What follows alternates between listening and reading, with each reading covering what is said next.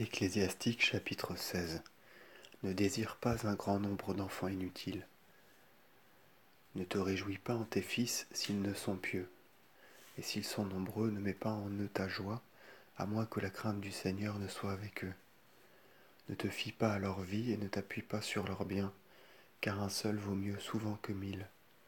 Mieux vaut mourir sans enfants qu'avoir des enfants impies. Un seul sage repeuplera la ville, une tribu de pervers la rendra déserte. J'ai vu de mes yeux beaucoup de ces choses, et mon oreille en a entendu de plus fortes. La flamme s'allumera dans l'assemblée des pécheurs, et la colère de Dieu éclatera contre une nation sans foi. Il n'a pas fait grâce aux antiques géants qui dans leur force s'étaient révoltés contre lui. Il n'a point épargné la ville où Lot était passager. Il avait pris ses habitants en abomination à cause de leur insolence. Il n'a point eu pitié de cette nation perdue qui se faisait gloire de ses péchés. Il en fut ainsi des 600 000 hommes de pied qui s'étaient rassemblés dans l'endurcissement de leur cœur, et n'en eut pas même sauvé un seul s'il lui était rebelle. Car la miséricorde et la colère sont de lui, il est maître de pardonner ou de répandre son courroux. Autant sa miséricorde est grande, autant sont grands ses châtiments. Il juge chacun selon ses œuvres. Le pécheur n'évitera pas d'être sa proie, et Dieu ne trompera pas l'attente du juste. Il donnera place à toute miséricorde, et chacun sera rétribué selon ses œuvres. Ne dis point je me cacherai du Seigneur, et qui du haut des cieux se souviendra de moi? Je suis déjà oublié parmi cette multitude, qu'est-ce donc que mon âme au milieu de l'immense création? Car voilà que le ciel est le ciel des cieux du Seigneur, et l'abîme et la terre seront ébranlés au jour de sa visite.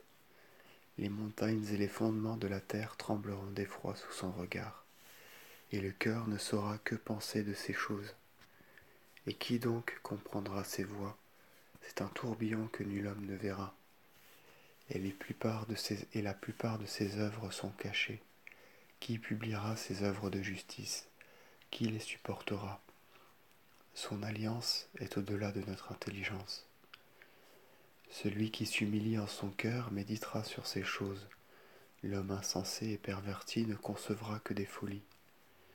Écoute-moi, mon fils, applique-toi à t'instruire, et de toute ton âme sois attentif à mes paroles.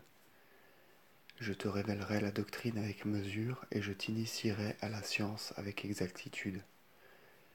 Dès le commencement, les ouvrages du Seigneur ont été selon son jugement, et après leur création, il en a distingué les parties.